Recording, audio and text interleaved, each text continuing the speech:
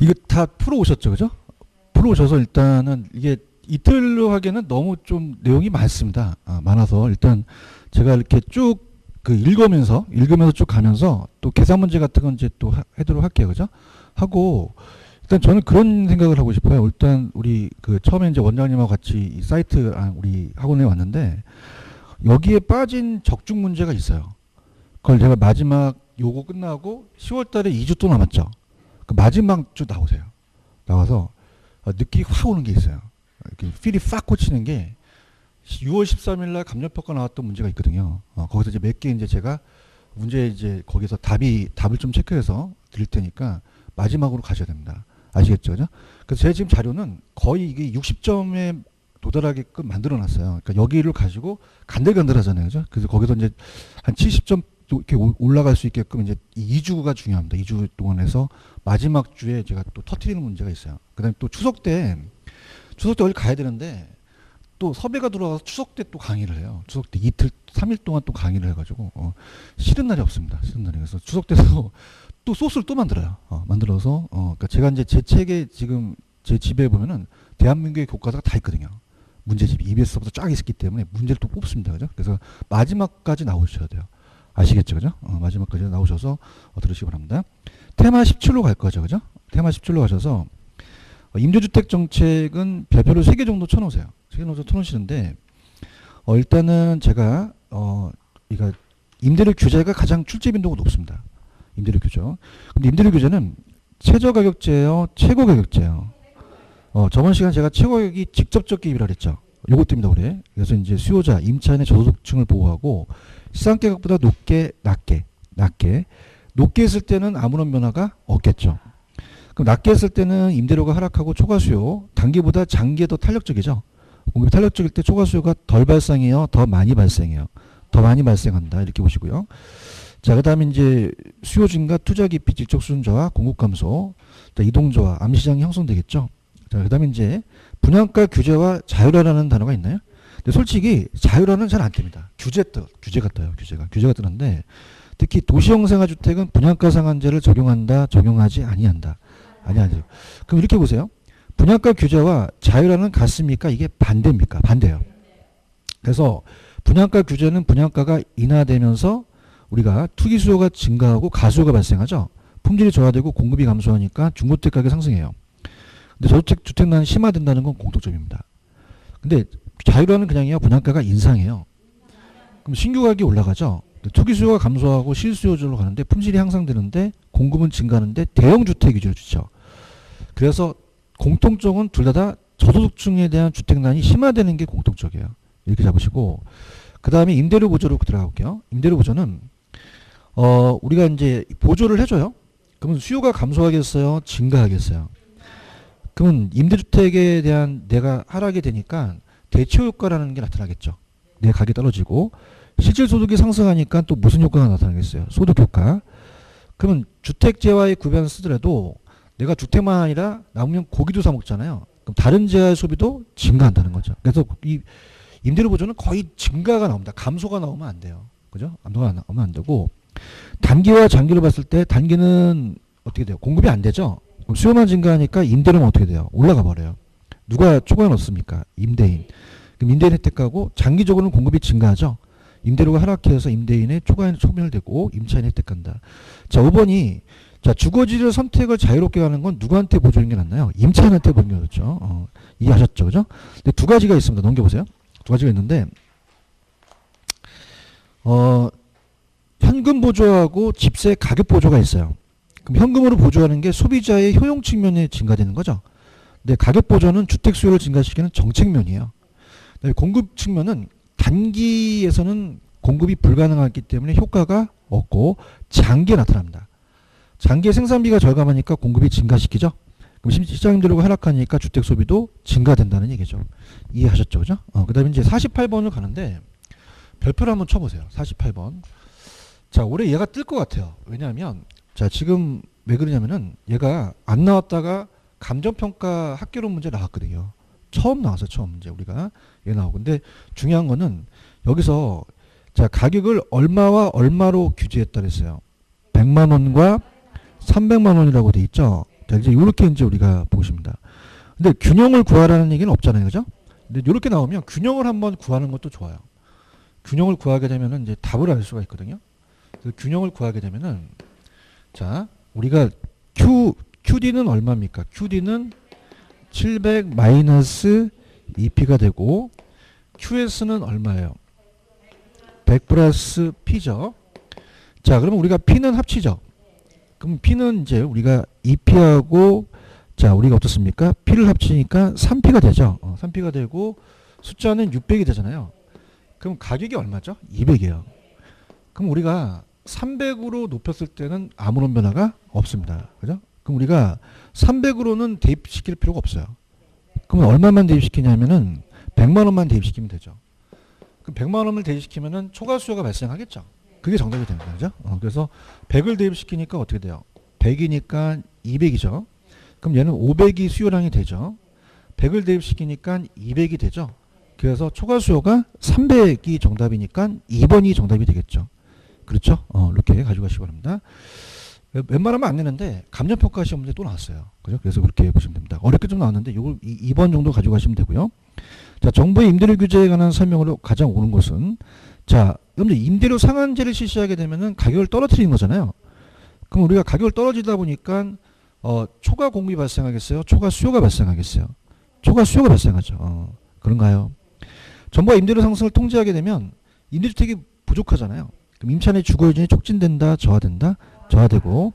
아까 단기와 장기 중에서는 어디가 초과 수요가 더 발생됩니까? 아니죠. 장기에서 더 발생되죠. 단기는 자, 초과 수요라는 자체는 자 따라서 비탄력. 비탄력은 가격을 떨어뜨려도 못 줄이고 못 늘려요. 그럼 더 많이 줄일수록 우리가 초과 수요가 벌어지거든요. 그럼 단기에서 더 발생해요? 장기에 더 발생해요? 장기에 더 초과 수요가 발생되는 거죠. 단기에 비해서. 그렇습니까? 무슨 말 아시겠어요? 그래서 좀 야매인데 초과 수요가 더 많은 거는 단기와 장기에서 어디가 더 초과 수요가 많죠? 장기에서 많겠죠. 그죠? 그런가요? 그럼 단기가 더 길어요? 장기가 더 길어요? 그래서 초과 수요가 더 많이 든다. 이렇게 가져가시는데 좀 위험한 야매죠. 그죠? 이렇게 보시면 되고. 정답은 4번이 맞죠? 정부가 임대료 상승을 균형 가격 이하로 규제하면 장기적으로는 어떻습니까? 공급량을 우리가 어떻습니까? 줄어들죠? 그럼 효과가 충분히 발휘되지 못한다는 거죠. 단기에만 효과가 나타나는 거죠. 자, 5번. 정부가 임대료 한도를 시장 가격보다 높게 설정한다면 암시장의 형성, 이주가격이 형성되는 건 높게 했을 때요? 낮게 했을 때요? 낮게 했을 때죠. 그런가요? 그럼 정답은 4번이 정답이죠? 그렇죠? 그 다음에 50번 아까 제가 그거 해놓은 거 그대로 들어가 있어요. 자, 그러면은 다 바뀌었고 3번만 정답이 돼요. 분양가 규제하게 되면 자, 물량이 안 나오다 보니까 신규주택 물량이 적으니까 중고주택 가격이 상승하고 분양가 자율화가 신규주택 가격이 상승하죠. 다른 거 다 바뀌었습니다. 바뀌었고 분양가 규제에 대형주택 위주가 들어가면 됩니까? 안 됩니까? 안 돼요. 대형주택 위주 공급은 분양가 자율화에 들어가는 거죠. 그럼 둘 다 저소득층의 주택난이 심화된다는 거죠. 이해하셨습니까? 이렇게 잡으시고 그 다음에 51번에 같으면은 주택 바우처라는 단어가 있나요? 그래서 주택 바우처는 지금까지 옳은 지문만 떴어요. 그죠? 그러니까 바우처가 나오면 틀린 지문이다, 옳은 지문이다, 옳은 지문으로 가죠. 그거 외에 헨리 조지 이론도 있거든요. 그러니까 헨리 조지도 보통 옳은 지문으로 나왔거든요. 물론 이걸 틀리게 하는 그 문제집도 있겠지만 주택 바우처 나오면 거의 옳은 지문이 떠요. 맞나요? 그럼 51번 딱 봤어요. 깜짝아. 그러면 3번이 될 가능성이 크다는 얘기예요. 자, 그럼 3번 볼까요? 주택 바우처 제도가 임대료 보조를 교환권으로 지급해요. 우리나라의 일부 지자체의 저소득층 가구에 주택 임대를 일부 지원하는 방식으로 운영되고 있지 않다, 되고 있다는 거죠. 이건 틀리게 하기가 참 어려워요. 그죠? 그래서 이렇게 해서 보십니다. 그럼 다른 것들이 다 틀렸겠죠? 자, 아까 제가 보조라면은 그냥입니까? 거의 증가합니까? 감소가 나오면 안 되잖아요. 그죠? 그러면 정부에서 저소득층에 지급하는 임대료 보조금을 주택재활 구에만 사용하더라도 일반적 저소득층의 다른 재화 소비량은 원래 보조금 지급보다 늘어나지 않는다, 늘어난다, 늘어나요. 이번에다가 덧붙여보세요. 자, 아까 단기적, 보조를 주기면 단기적은 공급이 안 되죠. 그럼 수요만 증가하니까 임대료가 어떻게 되겠어요? 장기적으로 공급이 증가하니까 임대료가 하락하겠죠. 요거 나올 가능성이 높습니다. 그 다음에 4번에 가시면은 임차인의 주거지 선택 자유라는 단어가 있나요? 누구한테 보조해 주는 게 낫나요? 임차인이죠. 임대주택 공급자한테 보조하는 거 방식이 임차인한테 하는 게보다 임차인 한 거죠. 그러니까 공급자와 임차인을 바꿔야겠죠. 그 다음에 5번을 보시면은 임대료 보조는 실질 소득이 증가되고 가져와 임대주택 수요도 증가하지만 공급도 감소한다, 증가한다, 증가요. 그러면 보조는요, 감소가 나오면 됩니까, 안 됩니까? 안 돼요. 그죠? 뭐가 나오면 안 된다? 감소가 나오면 안 돼요. 거의 증가가 나온다는 거를 머릿속에 드셔야 돼요. 아시겠습니까? 그럼 정답은 몇 번? 3번이 정답이 되겠죠? 체크하셨죠? 자, 제가 공공주택은 뺐어요. 공공주택은 단기 장기가 요새 안 나오거든요. 그죠? 뺐고요. 그 다음에 조세로 가겠습니다. 조세. 조세로 가게 되면은, 자, 천천히 가볼게요. 자, 조세의 전가와 기착이라는 게 있죠. 천천히 가겠습니다. 자, 우리가 정부가 조세를 부과해요. 그럼 가만히 있어요. 임대인이 임차한테 전가시켜요. 근데 부과액만큼입니까? 전가분만큼입니까? 부과분만큼 다 전가시키는 건 아니죠. 그죠? 그러면서 전가는 반반씩이 아니라 수요와 공급의 탄력성의 크기에 따라 다 차이가 나는 거죠. 그럼 수요가 비탄력적이면 수요가 불리하니까 수요자가 많이 부담해요.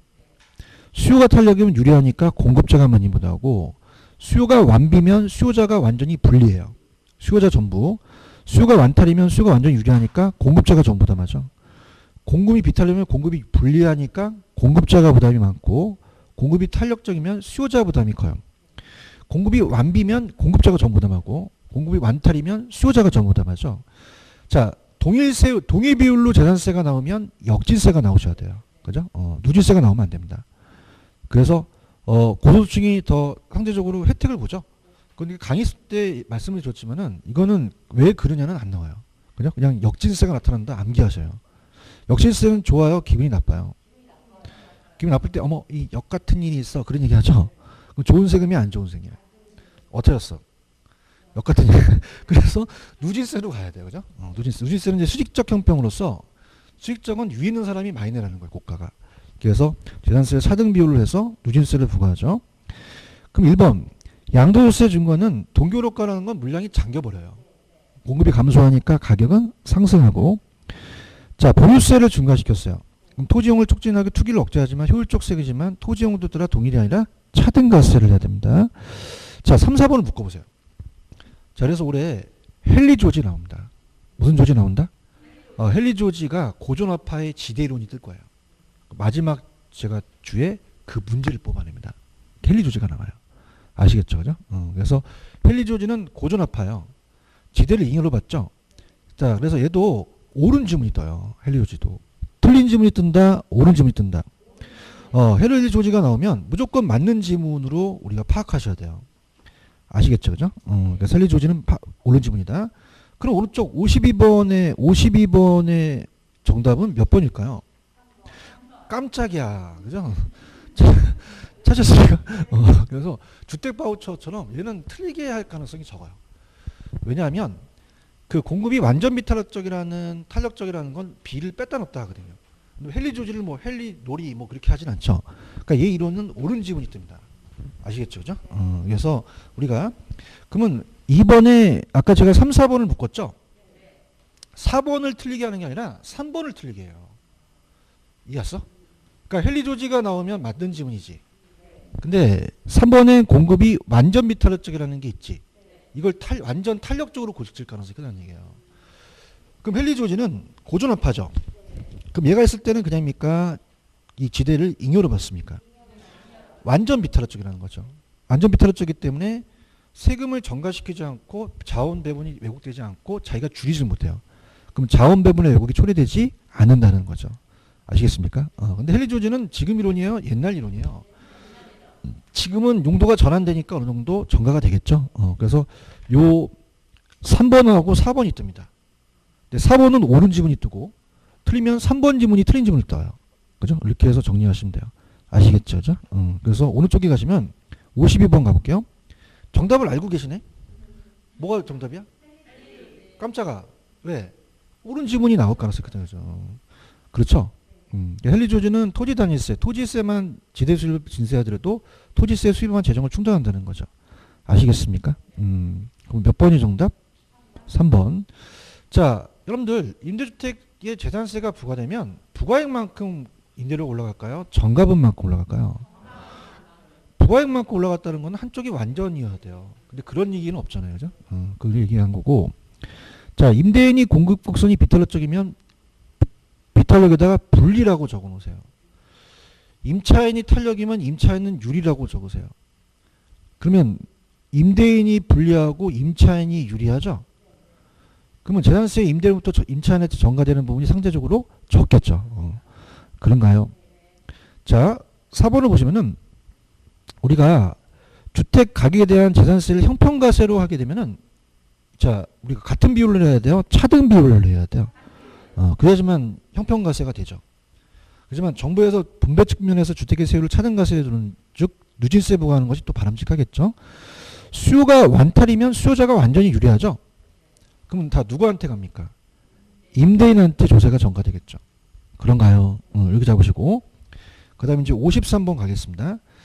자, 53번은 제가 1번을 아껴놨던 건데 자, 여러분들 공공주택을 적게 만들어야 돼요? 많이 만들어야 돼요? 그럼 임차인의 선택의 폭이 넓죠. 그럼 굉장히 수요자의 임차인을 탄력적으로 만들어요. 그럼 그냥입니까? 임차인이 유리합니까? 그 임차인한테 전가되는 세금 부담이 완화되겠죠. 그럼 여기서는 공공임대 공급을 확대하면 임대주택의 재산세 임차인에 전가되는 현상을 완화가 맞겠죠. 그런가요? 이렇게 양도소득세를 증가하면 동교롭과 공급이 안 나오죠. 가격은요? 상승할 가능성이 크죠. 자, 3번. 토지의 공급이 비탄력적이면 좋은 거예요. 왜? 못 줄이니까. 그러면 자, 이거는 그 보유세를 자원배분의 왜곡이 큰 비효율적입니까? 자원배분의 왜곡이 초래되지 않습니까? 비탄력적이면은 좋고 좋은 세금이거든요. 왜냐하면 비탄력적은 유리해요, 불리해요. 그러면 재산세를 우리가 부과시키더라도 공급을 줄이지도 않고 전가를 잘 못 시키단 말이에요. 그래서 자원배분의 왜곡이 초래되지 않는 효율적 세금이라는 거죠. 자, 4번. 토지 이용을 특정 방향으로 유도하기 위해서는 정부가 토지 보유세를 부과할 때는 용도에 따라 어떻게 차등한 가세를 세금을 부과하는 게 얘가 정답이 되겠죠. 그런가요? 제가 아까 헨리 조지 이론에서 헨리 조지는 옳은 정답이죠. 근데 5번은 틀린 지문으로 나올 가능성이 크다는 거죠. 공급이 완전 탈이 아니라 완전 비탄력적일 때 토지 보유세가 자원배분에 처리되지 않는다는 거죠. 이해하셨죠? 그죠? 그렇게 가지고 가세요. 무슨 말씀인지 아시죠? 그죠? 그래서 이것만 하면 완벽합니다. 완벽한데 자, 우리가 여러분들이 혹시라도 1차만 준비하신 분들은 세법 문제를 내요. 그렇죠? 세법. 그래서 좌측에 보시면은 부동산 관련 조세라는 단어가 있나요? 그래서 제가 연구한 결과 이것만 하시면 학계론이 말 수 있는 문제입니다. 그죠? 그래서 우리가 그러면 그럴 거 아니에요. 1차 과목만 준비하시면 어머 교수님 그러면 세법도 하지 마세요. 세법 하지 말고 요것만 하세요. 요것만. 아시겠습니까? 요것만 보셔서 보유 자 우리가 취득 보유 양도라고 하죠. 그래서 취득 보유 양도기 때문에 국세와 지방세까지가 터치해요. 근데 다 터치하진 않아요. 가장 이슈가 되는 게 종합부동산세하고 재산세입니다. 그럼 여기는 무슨 세가 들어가겠어요? 종합부동산세와 재산세가 보유가세가 되겠죠. 자, 양도소득세는 자 이거는 그냥이요 국세예요. 지방소득세는요 어떻게 하셨어요? 그래서 얘가 안 나와요. 지방소득세는 그죠? 안 물어봐요. 자존심이 있어서 우리가 양도세를 내게 되면 또 지자체에 신고를 해야 되거든요. 그죠? 그래서 지방소득세는 안 나오고 양도소득세만 나오게 됩니다. 그 다음에 자 국세도 취득은 요새 상속세 증여세 문제죠. 그 다음에 인지세까지 가져가세요. 그죠? 그 다음에 취득세는 취득 때 내는 건 알잖아요. 근데 어디서 들어간다? 지방세에 들어가는 거. 등록면허세에서 들어가죠. 이렇게 해서 여기까지만 가져가세요. 아시겠죠? 그죠? 그래서 국세는 국가중앙정부고 지자체인 건 지방세다. 할 수 있겠습니까? 그래서 제가 문제를 빼왔어요. 두 문제를. 54, 55가 따끈따끈한 감정평가 문제인데 자 지금 54번은 너무 쉬워서 쓰러지죠. 보유가세는 어떤 거랑 어떤 거예요? 재산세하고 양도 우리가 종합부동산세니까 정답은 3번이 정답이죠. 올해 56번 뜹니다. 55번 찾았습니까? 얘 또. 그럼 국세로만 묶인 거는 몇 번이 정답이에요? 4번이 정답이 되겠죠. 체크하십시오. 그래서 왜냐하면 얘네들이 동영상을 들으신 분들도 보시면 이맘쯤 되면은 얘네 하도 경험이 많아갖고 1, 2차를 다 11월 달 시작했다가 2차를 포기하는 사람들이 엄청 많아요. 그죠? 그걸 알고 있습니다. 그래서 세법 문제를 내요. 아시겠죠? 그죠? 제가 공법 문제도 내고 저번 시간에 중개사법도 있었죠? 그걸 내는 이유가 있어요. 그죠? 왜냐면 학기론이 아주 만만하거든요. 학기론이. 따라서 개론. 개 같은 학문. 그죠? 그러니까 개론이라는 건 넣어도 되는 게 총괄적이에요. 저는 다 넣어도 되니까 2차시 장난치니까 요 세법 문제는 꼭 가져가셔야 돼요. 아시겠습니까? 이렇게 보시고. 자, 그 다음에 지금 테마 19로 가시면은 56하고 57번 문제가 있죠. 57번에다가 별표 3개 치세요. 올해 왜 나와? 57번. 그래서 이게 감정평가 문제인데 우리 공인중개사에 안 떴던 지문이 있거든요. 그죠? 그걸 이제 우리가 보여드릴 테고 그 다음에 넘겨보시면은 58번, 59번 계산 문제가 있죠. 총 58번을 찍습니다. 59번은 옛날에 한 번 나왔다가 안 나오거든요. 그죠? 근데 그럴 거예요. 그럼 교수님, 근데 58만 원 하지 왜 59번은 왜 넣었어요? 혹시 나올 수도 있으니까. 그럴 거 아니야. 이 완전 적중됐다 그럴까봐 집어넣은 거지. 그런 의미가 없어요. 그죠? 아시겠습니까? 왜냐면 강사는 이렇게 완벽하기를 원하거든요. 그래서 58번 나와 있다가 59번 나오면 내가 확 들어가니까 59번은 한 번 떴다 그만 안 나왔어요. 59번은 푸는 방법을 가르쳐 주는데 58번이 유력합니다. 왜냐? 첫 번째는 저당도 안 빌리고 가격 변동도 없어요. 근데 두 번째는 가격 상승은 없고 다인돈을 빌렸어요. 근데 C는 다 했어요. 근데 요즘 트렌드는 C가 나옵니다. 근데 이제 얘네들이 A와 C를 갖고 장난쳐요. 그죠? 그러니까 우리가 어떻습니까? 저당을 돈을 안 빌릴 수도 있고 돈을 빌릴 수도 있다. 요거 두 가지가 가장 유력하다고 그런 거죠. 아시겠습니까? 그러니까 세 가지 유형을 다 마스터 하셔야 돼요. 아시겠죠? 그죠? 근데 저는 58번이 중요한데 59번도 해드리긴 할 거예요. 그죠? 그렇게 보시면 돼요. 근데 중요한 건 이 짜릿들이 말이야. 지금 51페이지 가시면 지렛대 효과라는 정부 영해 지렛대 효과라는 단어가 있나요? 이거 갖고 장난쳐요. 자, 그래서 자, 다 적진 않고요. 정이 되려면 자, 따르면서 지총적. 자, 그럼 요 순서가 이렇게 돼야 돼요.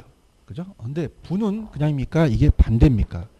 반대예요. 마이너스가 되겠죠? 하락되겠고. 중립적 레버리지 효과는 그냥요. 얘가 같아요.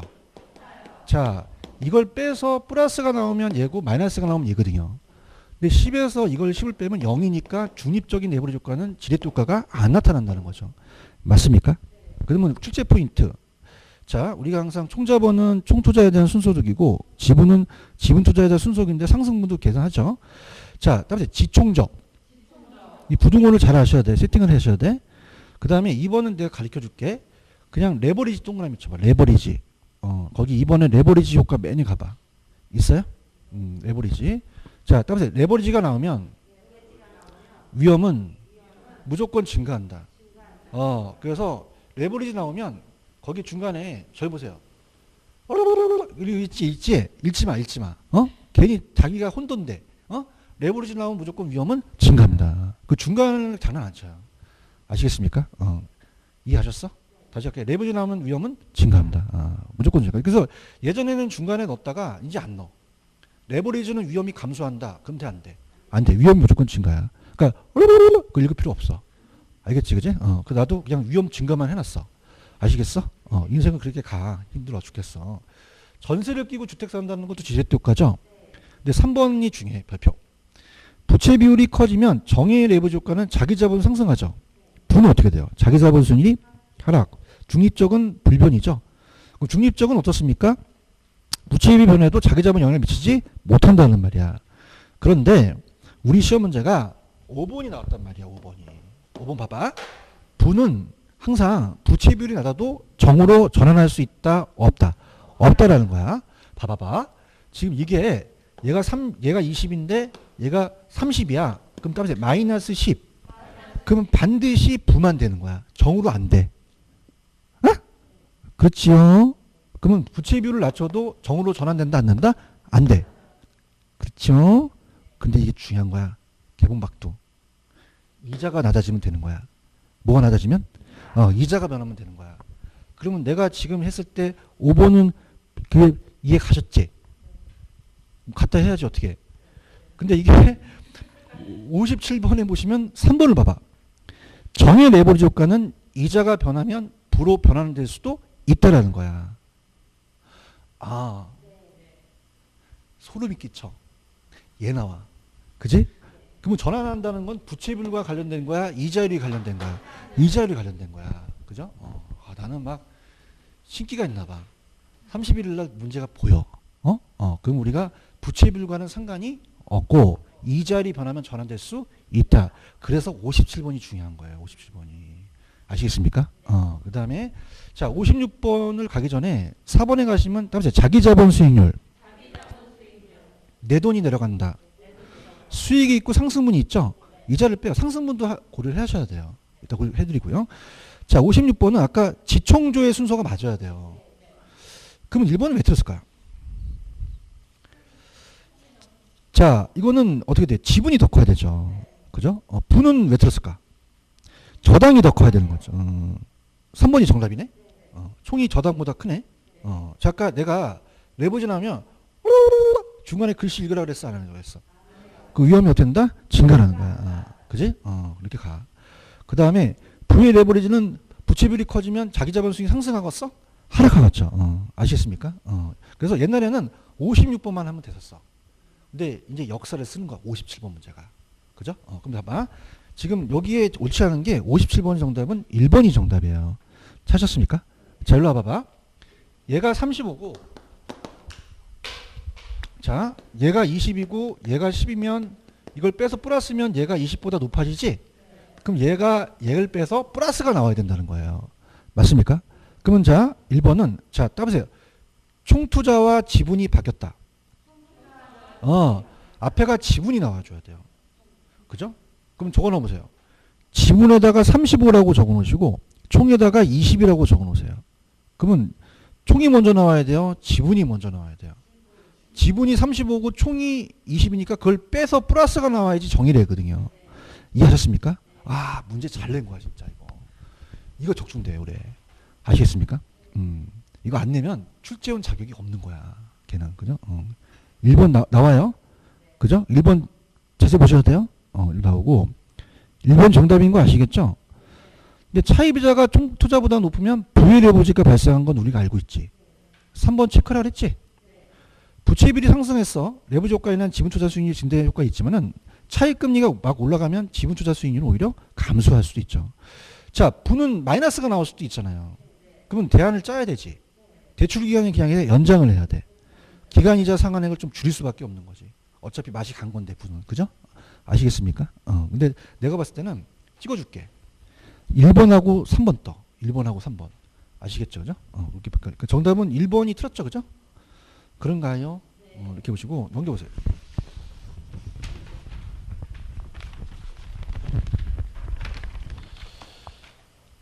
자, 제가 58하고 59번 중에서 어떤 거 잡았어요? 그래서 웬만한 놈들은 다 58번 내요. 그죠? 왜? 59번은 지도 막 모르겠거든, 이거. 그죠?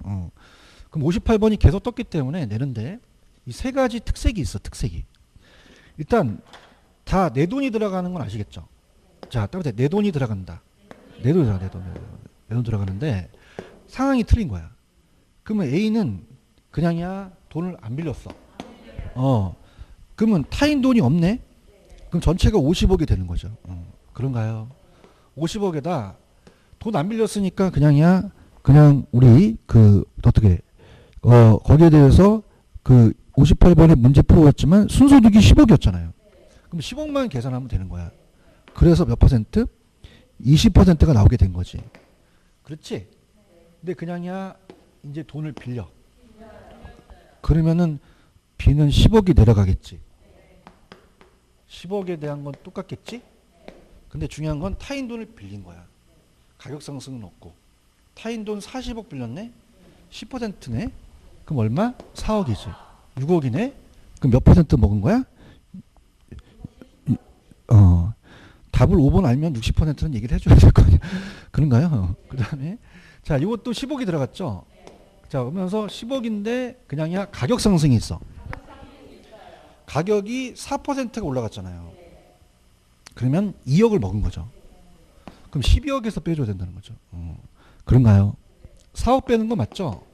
그럼 12억에서 4억 빼니까 얼마요? 8억이 되니까 80%가 되겠죠. 이거 안 하시면 가지 마십시오. 이거 무조건 나옵니다. 정답 몇 번? 5번이란 말이에요. 맞습니까? 근데 이제 59번은 퍼센트로 나왔잖아요. 그럼 퍼센트로 나오면은 자, 전체 금액을 100원을 투자했다고 보세요. 얼마 투자했다? 100원. 그러면 지금 자기 자본 수익률이 몇 퍼센트 증가하냐를 물어봤잖아요. 자, 그러면은 자, 천천히 가볼게. 해설이 있으니까 염지 다 적지 마세요. 그냥 해설 다 있어. 그냥 편안하게 그냥 즐기면 되는 거야.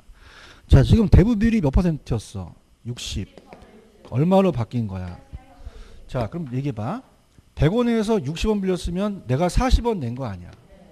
투자 수익률이 15%는 15원 번 거야. 그럼 은행은 60원 투자했잖아. 10% 먹었네?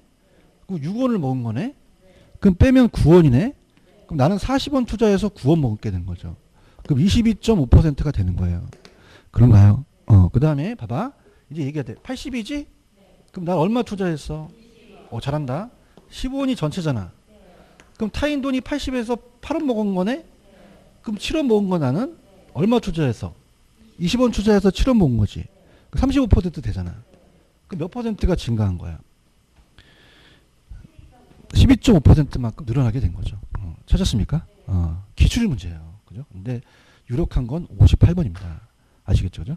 근데 예전에 제가 부채비율로 해드린 게 있었어요. 근데 그거는 조금 애들이 몸을 사릴 거예요. 그죠? 그러니까 이 두 가지 중에선 58번이 유력하다. 그죠? 이렇게 해서 보시면 됩니다. 아시겠죠? 자, 갑니다. 테마 20으로 간다. 위험과 수익이죠. 부동산 투자의 위험은 확실해요? 불확실해요? 그럼 기대에서 실현 수익이 너무 많이 벗어나면 벗어날수록 위험하죠. 위험의 측정은 분산 표준편차 변이계수예요.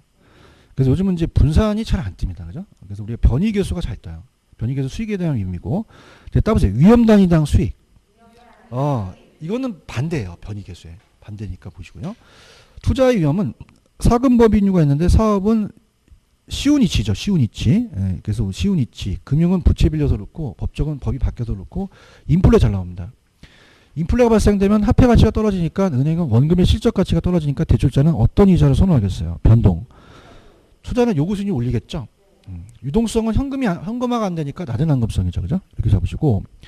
자, 위험이라는 거는 체계적인 촘촘하니까 피할 수 없고 모든이고 위험 수익 상세하고 인플레 이자율 경기 변동이며 피할 수 있는 건 뭐죠? 비체계적이에요. 개별적인 거죠. 그러니까 포트폴리오에서 제거가 가능한 건 비체계적이에요. 그죠? 그래서 벌써부터 옆구리 만지네. 그래서 비계 제거. 체계 제거면 틀려요. 비계 제거 찍으셔야 돼요. 그죠? 그래서 파업법적 경비 변동. 자, 위험의 처리 방법은 위험의 관리 방법은 그냥 찍어줄게. 그냥 회피하고 전가만 나와. 뭐하고? 다른 건 안 내. 그죠? 회피는 위험한 투자를 제외시키고 무위험 자산만 투자하고 전가라는 거는 만약에 인플레가 발생하면 그냥이야 임대인이 임대를 올려. 전가시키는 거지. 보험에 가입하거나 하청, 리스. 요번에 선분양이라는 게 나왔어요. 나중에 제가 마지막 시간에 이제 말씀드리면 개발업자가 시장 위험을 줄이려면 그냥이 돼요. 미리 팔아 제껴야 돼요. 그 선분양이 위험을 줄인다는 게 기출입니다. 이거 나올 거예요. 나옵니다. 전가시키는 거고, 그 다음에 이제 계약, 변동금리, 수합을 시키고, 위험의 통제니까 민감도죠. 민감도는 따라서 투입 요소, 결과치, 그래서 위험의 요소를 져서 결과치의 수익률을 갖다가 컨트롤하기 때문에 위험의 통제다. 자, 위험의 처리는 위험의 투자 제외는 무위험 자산만 투자하는 거예요. 보수적은 수익을 높게 잡아요, 낮게 잡아요. 비용은요, 높게. 기대 수익률을 하향 조정하죠. 위험 조정하는 이유는 위험할수록 낮은 할인율, 높은 할인율. 깡을 높게 해야 되죠. 그러면 우리가 요구 수익률을 또 상향시 조정시킨다. 가치는 떨어지겠고요. 자, 그 다음 밑에 수익률은 이제 평균 확률이 이제 곱해서 더한다는 건 이따 해보겠고, 기대 수익률 예상, 내부, 사전적, 객관적인데, 요구 수익률은 최대예요, 최소예요. 외부죠. 기회비용 할인율, 위험 조정률, 위험 조정 할인율, 필요 효과 주관적입니다. 자, 요구 수익률에 대해서 무위험률 플러스 위험 할증률을 더하죠. 그러면 시간의 대가는 무위험률이에요. 일반 경제상에 따졌는데 요번에 감정평가 시험 문제 위험 할증률이 나왔어요. 위험 할증률이 됩니까? 위험의 대가입니까? 그럼 개별적인 위험 혐오도와 관련되죠. 그래서 우리가 예상 인플레이션만큼 더하지만 가치 상승 또 빼줘야 된다. 자, 동일 위험에서 제가 번지 점프를 예를 들 때 무차별 곡선이 저는 1억 주면 뛰어요. 저는 3만 원만 주면 뛰어요. 이런 애 있지. 그럼 동일한 위험에서 회피가 할수록 그냥이야 더 요구해. 보수적이고 가파르죠. 지금 회피도가 좀 낮으면 완만하죠. 요거 낮다. 이렇게 해서 보시면 되고요. 자, 넘겨봅니다. 자, 투자에 대한 균형이라는 건 기대가 요구보다 크면 투자를 해요. 근데 가격이 올라가는데 나중에 기대가 떨어집니다. 따라서 기대는 반대로 간다. 그래서 위험도 그렇고요. 투자 가치는 주관적이고 사용 가치고 위험할수록 높은 수익률을 적용시키면 요구 수익률은 높아지만 투자 가치는 하락해 버려요. 시장 가치는 이제 객관적이다. 이렇게 보십니다. 자, 그럼 밑에 풀어오셨으니까 옳은 걸 이제 가볼게요. 자, 60번 가겠습니다. 자, 60번의 정답은 5번만 맞죠. 1번을 가는데, 자, 여러분들 투자자가 현금화 전환 과정에서 내가 내 금매로 내게 되면은 돈이 현금화되기가 어렵다는 거잖아요. 이건 유동성 위험입니다. 그 다음에 2번, 이거 배포 대자 제일 나와. 장래 인플레이션 예상되면은 대출자는 어떤 이자를 선호하겠어? 고정과 변동이 바뀌었네. 바뀌었고, 그 다음에 위험과 수익은 비례관계죠. 근데 위험과 투자 가치는 어떻다? 반비례관계. 자, 동일한 위험 증가에서 보수적은 공격적보다 더 낮은 수익률, 더 높은 수익률. 나 1억 주면 뛰겠다는 거야. 이렇게. 5번이 맞나요? 5번은 무위험률에 대한 개별 위험 협회도와 상관이 없습니다. 그죠? 이건 일반 경제상황에 따라 변할 수 있다는 거죠. 이걸 제 특강 요 자료에 뺏겼어요. 감정평가 시험 문제. 그죠? 그래서 5번을 주의 있게 보셔야 돼요. 체크하십시오. 체크하시고 5번이 정답이고, 자, 61번 다음 투자에 대한 설명 중 가장 옳은 거. 자, 이건 봐봐봐. 지금 1번에 기대랑 예상은 맞죠? 근데 기대 수익률은 내부 수익률이에요. 저랑 내기 하실래요? 기억나시죠? 내기. 그래서 이 기대는 무슨 수익률이다? 내부 수익률이에요. 근데 이번에 가시면 투자의 위험을 반영해서 투자자가 만족할 최소한 수익률이 기회비용은 이게 요구 수익률이 되죠. 3번이 정답인가요? 기대가 객관이고 요구가 주관이죠. 그다음에 투자자들은 위험 회피형이라면 투자 위험이 증가를 하게 되면 위험 수익률은 높인다 하셔야 되고요. 자, 요구가 기대보다 커요. 그럼 수요가 감소하죠. 그럼 가격이 하락합니다. 그럼 기대 수익률은 상승합니다. 기대는 반대로 가요. 정답 몇 번? 3번. 마지막입니다. 62번. 자, 이거 기출인데요. 옳은 것은 1번이 정답이에요. 사업비용 감소를 위해선 투자자들은 경제환경 변화에 민감한 업종인 단일 임차인보다는 다양한 업종인 게 낫겠죠. 수익은 가능한 한, 자, 이게 보수적 예측이에요. 그죠? 그럼 수익은 어떻게 되죠? 낮게. 위험은 높게 가는 거죠. 이게 바로 수익과 비용의 불확실성을 투자 결정이 보수적이고요. 3번. 물가 상승률만큼 어떻습니까? 임대료가 인상되도록 임대차 계약을 체결했다는 건 위험의 회피입니까? 정가. 위험도가 높은 자산을 투자하는 게 회피가 되겠죠. 그러니까 제가 아까 회피와 전가가 나온다 그랬죠. 무조건 돼요. 그래서 요거 바꿔냈고, 4번은 위험할수록 조정 할인율이 크다는 건 깡을 많이 하잖아요. 그러면 낮은 할인율이 아니라 높은 할인율 적용시키고, 자, 5번에 가시면은 위험관리 방법의 요구 수익률은 어떻게 시켜야 됩니까? 상향 조정시켜야 되겠죠. 그럼 정답은 1번만 맞겠죠. 그렇죠. 그다음에 자, 63번은 제가 야매로 풀라 그랬죠. 그래서 옆에다가 곱해 숫자를 더하면 앞대가리만 맞으면 돼요. 그럼 30하고 4를 곱하면 120이 되겠고요. 50에서 8을 곱하면 400이 되겠고요. 20에서 13을 곱하면 260이 돼요. 그럼 780이 정답이죠. 그래서 7, 8. 3번이 정답이 되겠죠. 아시겠죠? 그죠? 이렇게 보시면 돼요. 무슨 말 아시겠어요? 이렇게 보시고, 그 다음 이제 포트폴리오가 남았긴 했는데 가볼게요. 자, 포트폴리오는 테마 21은 무조건 100% 시험에 나옵니다. 중요하기 때문에 우리가 보셔야 되는 내용이에요. 자, 그러면은 쭉 가볼게요. 자, 포트폴리오의 의의입니다. 포트폴리오의 의의는 집중 투자예요, 분산 투자예요? 옆구리를 만져보세요. 뭐가 제거돼야 돼요? 체계는 못 제거시켜요. 비계만 제거된다고 하셔야 돼요.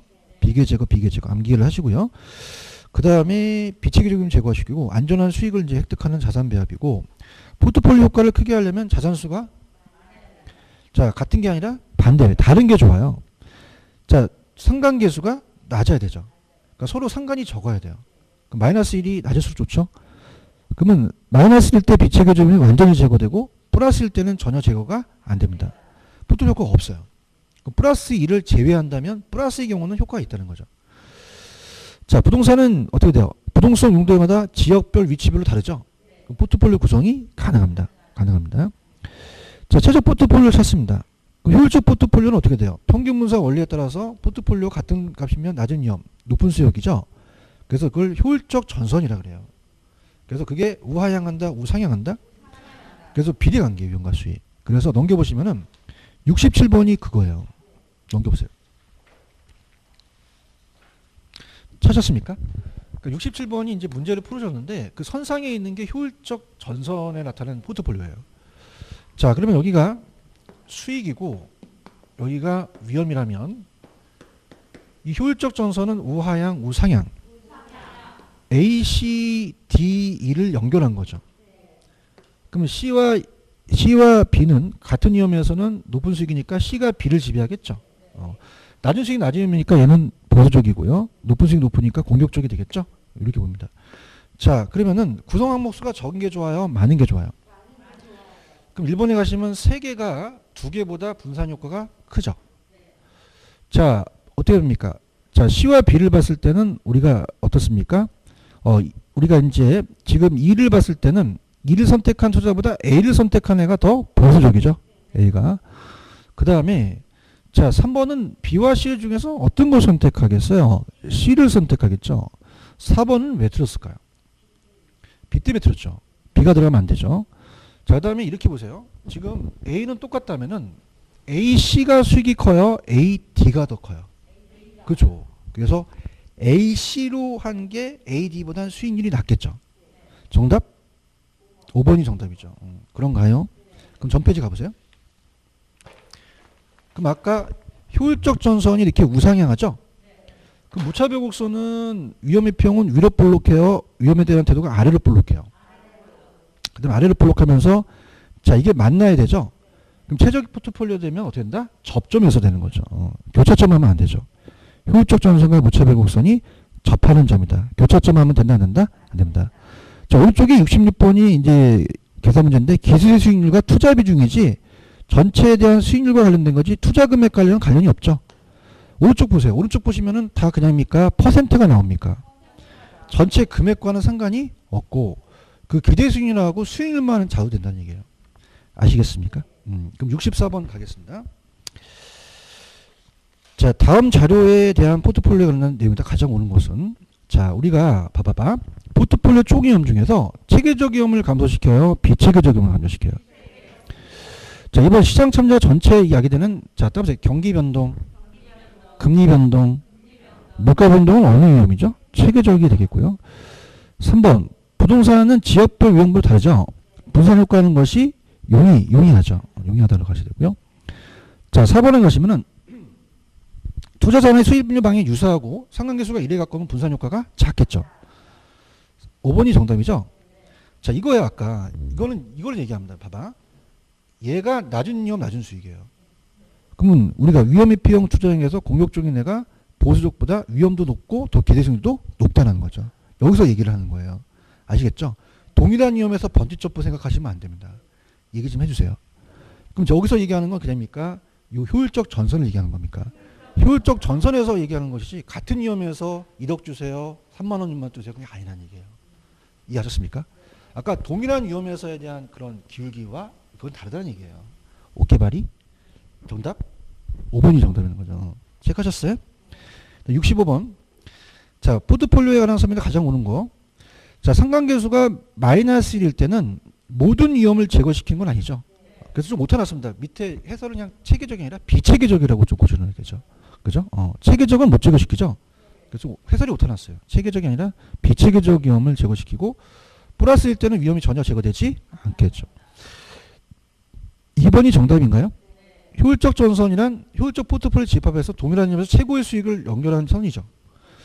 자, 여러분들이 3번하고 4번이 바뀌었습니다. 3번이 효율적 전선이고 4번이 무차별 곡선이에요.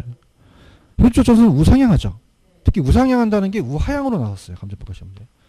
그러면 3번이 무슨 전선이라고요? 효율적 전선, 우하향. 동일한 위험에서는 어떻게 돼요? 최고의 수익, 더 이상의 최고의 수익을 얻을 수 없죠. 더 높은 수익을 얻기 위해서는 그만큼 위험을 감수해야 된다. 4번이 무슨 곡선이에요? 무차별 곡선. 아래를 볼록하는 위험의 평이 되겠죠. 최적이 되려면 교차점이 아니라 접하는 점이 되겠죠.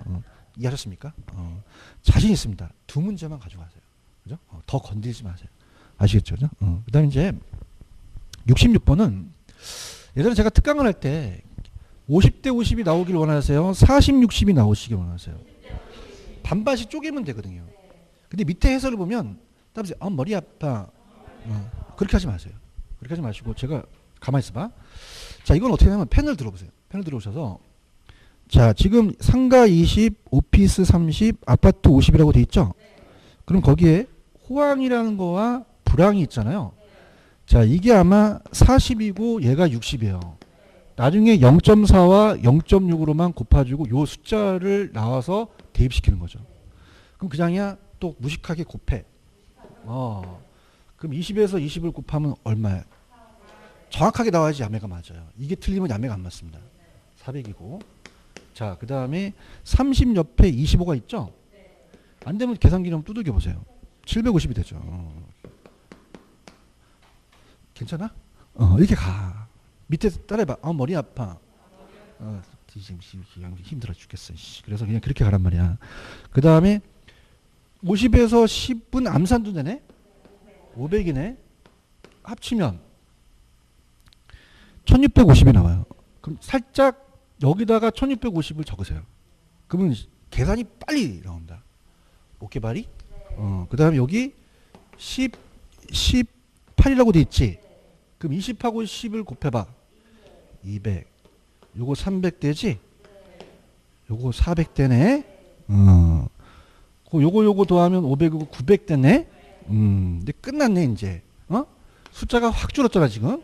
그럼 1650에다가 0.4를 곱하면 660이 나와요. 그 다음에 여기다가 요거 곱하면 540이 나와요. 합치면요. 1200이 나와요. 그럼 답이세요. 1, 2, 2번. 네, 정답이 되는 거죠. 아시겠죠? 그죠? 이렇게까지. 되셨어요? 이렇게 됐습니다. 여기까지. 좀 쉬었다가 갈까요? 좀 쉬세요.